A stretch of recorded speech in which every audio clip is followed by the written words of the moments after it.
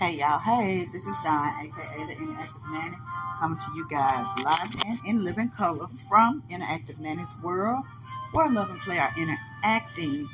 So, as we all know, this is Black History Month, so we're gonna be getting into some of our Black History facts and some of our Black History leaders and legends and stuff on the podcast this month. Not just this month though, but as far as I'm concerned, Black History is all the time. But nevertheless, I just want to say before we get started that welcome. If you're new, welcome to Interactive Nanny's world. And we are so glad that you're here with us, joining us. If you're returning, continue to come back. Don't forget to listen, like, share, and subscribe Interactive Nanny's world on YouTube. If you're on Facebook, when I make the post on Facebook, go ahead and share it out on Facebook if you like, or you can share your listening wherever you listen to Interactive Nanny's Word as far as podcasting apps or whatnot. So without further ado, let's get into our what we're doing today. Grab the littles and let's get to listening. We're actually going to be sharing from two of our Black History books. I think I might, well, I'll tell you about where I got them from later on. Let's just get into the episode. Okay. Let me see. I'm getting ready to read something out of Little Leaders, Bold Women in Black History. So let me see. I haven't read out of this one in a little while. I'm trying to remember where I stopped at.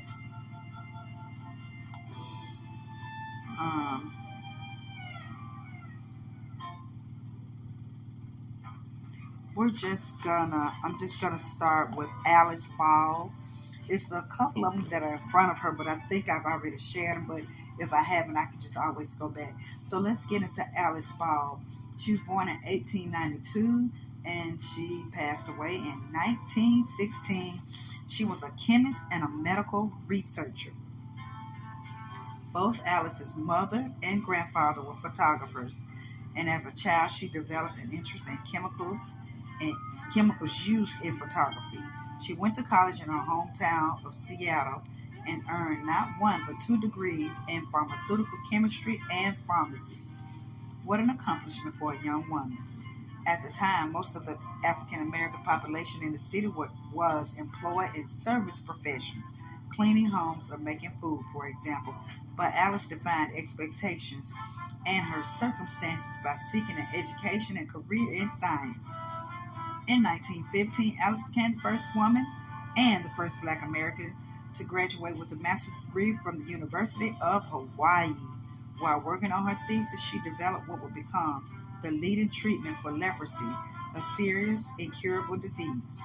She found a way for oil from the seed of the chalmugra tree to be absorbed in the bloodstream. The treatment became the primary method that would be used until 1940. But for a long time, no one knew Alice was the inventor. Less than 2 years after this discovery, Alice died, and the director of her program took credit for her findings. Wow. Alice's method became known as the D method. It wasn't until the 1970s, that historians unearthed the truth and worked to ensure that Alice got credit for her important discovery. On February 29, 2000, the University of Hawaii recognized her work and dedicated a plaque to her on the only chalmugra tree on the school's campus. That day, the Lieutenant Governor of Hawaii declared February 29th as Alice Ball Day. And that is some facts about Alice Ball. And now we're going to get into our little legends, exceptional men in Black history. So let me go into where I think I may have stopped.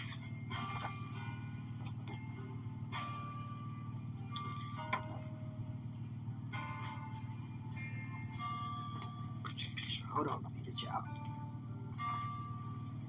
Okay, we're gonna work on Harold Moody.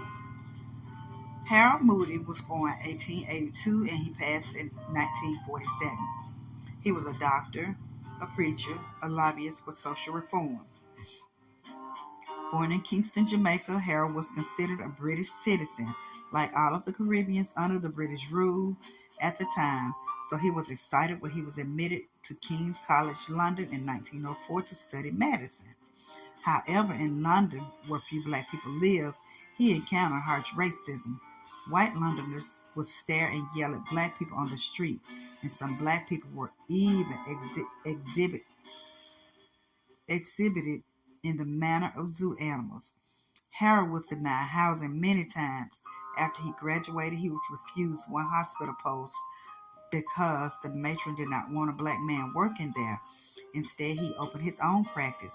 When he married Olive Tranter, a white nurse, she was told she was a traitor to her race. Harold didn't think this was right and started to push back in his quiet, persistent way against what was known at the time as the color bar. He opened his house to other black immigrants who needed a place to stay, a job, or a community.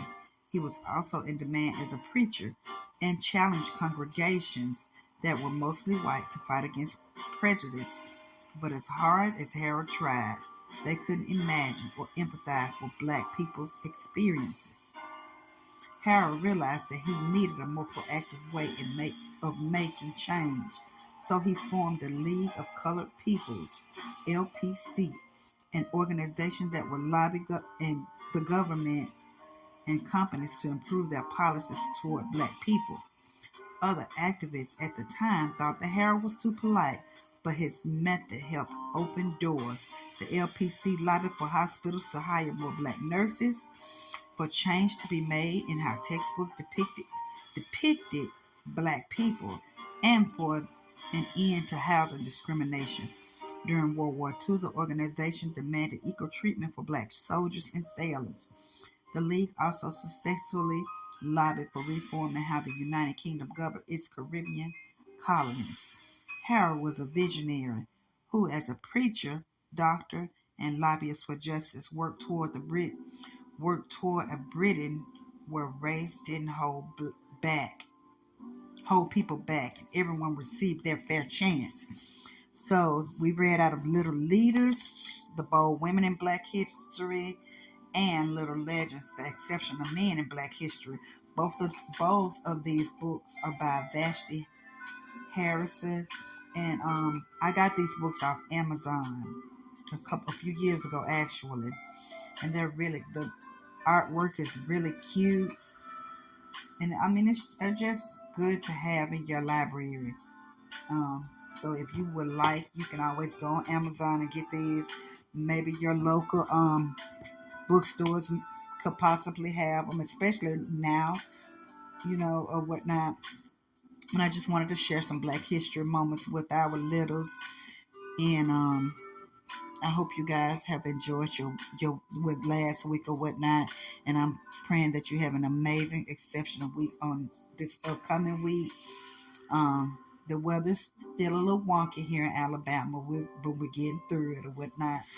But until next week, this is Dawn, aka signing off from Interactive Nanny's World, where love and play are interactive, and I will be with you guys next week. Until then, bye y'all.